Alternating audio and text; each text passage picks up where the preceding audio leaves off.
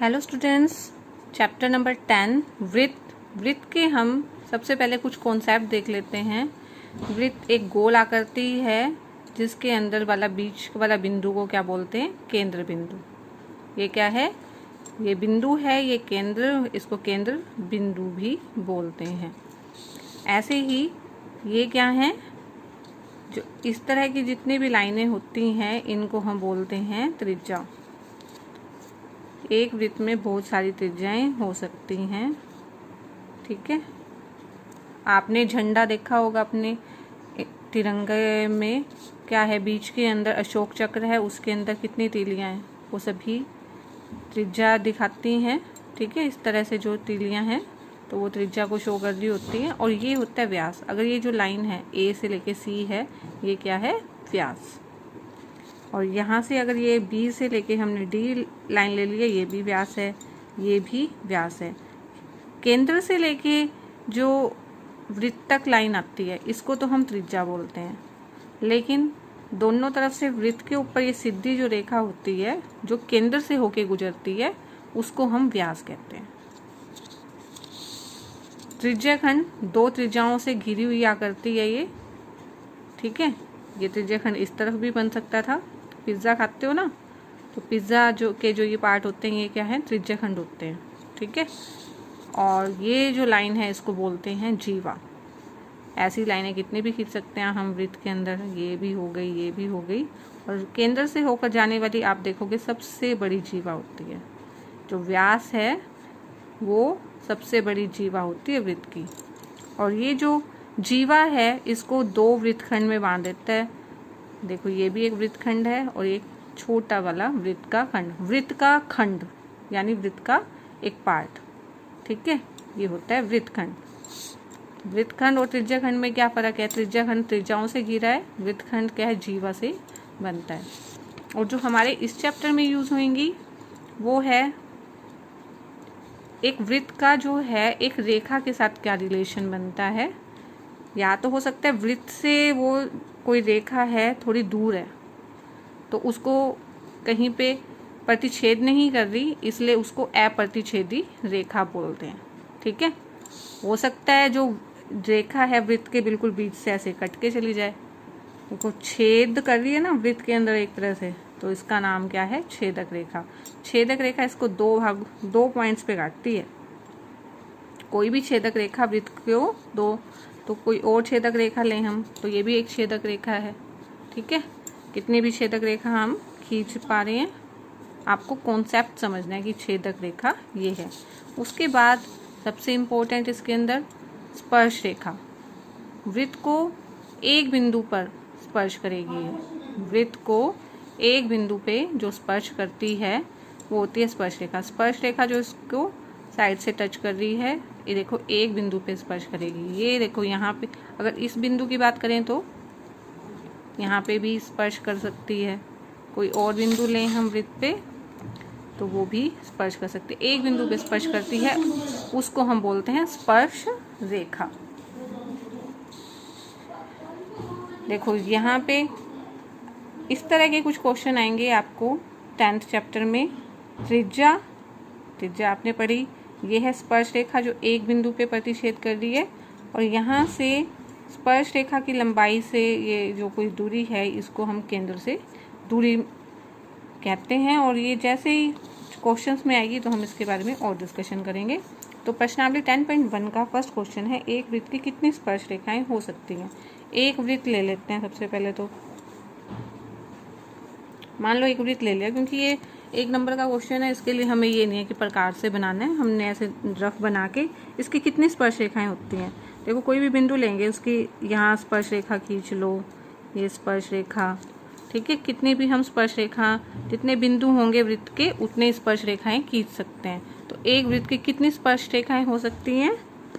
अपरिमित। इसका आंसर आ जाएगा अपरिमित।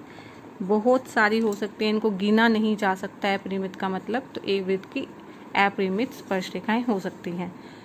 रिक्त स्थान भरों में पहला है, किसी वृत्त की स्पर्श रेखा उसे बिंदुओं पर प्रतिच्छेद करती है। वृत्त की जो स्पर्श रेखा है, देखो ये है वृत्त, इसकी कोई स्पर्श रेखा है, उसे कितने बिंदुओं पे प्रतिच्छेद कर सकती है?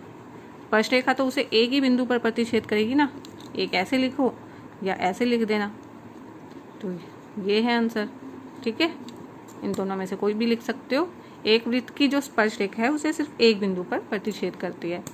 वृत्त को दो बिंदुओं पर प्रतिच्छेद करने वाली रेखा को हमने क्या कहा था, देखो, दो बिंदुओं पर प्रतिच्छेद जो रेखा कहती थी उसको हम बोलते हैं छेदक रेखा, जो दो बिंदुओं पर प्रतिच्छेद करेगी।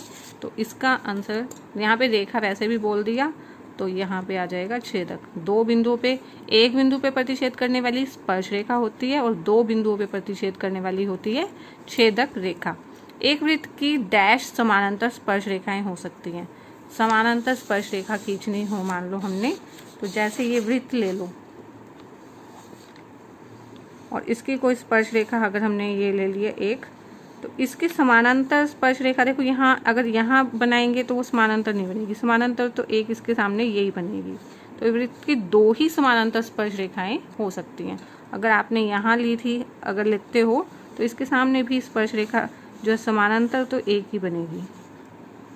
ठीक है, तो ये दो स्पर्श रेखाएं जो हैं समानांतर हो सकती हैं। एक वृत्त की दो समानांतर स्पर्श रेखाएं हो सकती हैं। वृत्त तथा उसकी स्पर्श रेखा के उभयनिष्ठ बिंदु को अभी तक हमने बताया ही नहीं।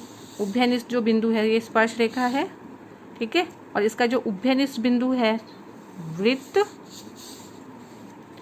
वृत्त तथा स्पर्श रेखा के उभयनिष्ठ बिंदु, यानी उन दोनों में जो उभयनिष्ठ है उस बिंदु को हम बोलते हैं स्पर्श बिंदु। कौन सा बिंदु हो जाता है वो? स्पर्श बिंदु। तो यहाँ इसका आंसर आ जाएगा, उस बिंदु को कहते हैं स्पर्श बिंदु।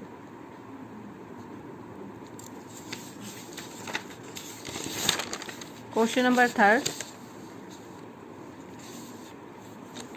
5 सेंटीमीटर त्रिज्या वाले एक वृत्त के बिंदु P पर स्पर्श रेखा P क्यू केंद्र O से जाने वाली एक रेखा से बिंदु क्यू पर इस प्रकार मिलती है कि O Q 12 centimetre, P Q की लंबाई क्या है? लंबाई है का मतलब है, पूछ रहे हैं क्या है इसकी लंबाई। तो 5 सेंटीमीटर त्रिज्या वाला एक वृत्त है, एक वृत्त ले लो, उसकी त्रिज्या 5 सेंटीमीटर ले लेते हैं। ठीक है, तो ये लाइन 5 सेंटीमीटर त्रिज्या वाला एक वृत्त के बिंदु P पर स्पर्श रेखा, P पर एक क्या है? स्पर्श रेखा है। P पर स्पर्श रेखा है, उसका नाम बोला है P क्यू। ठीक है, यहाँ तक केंद्र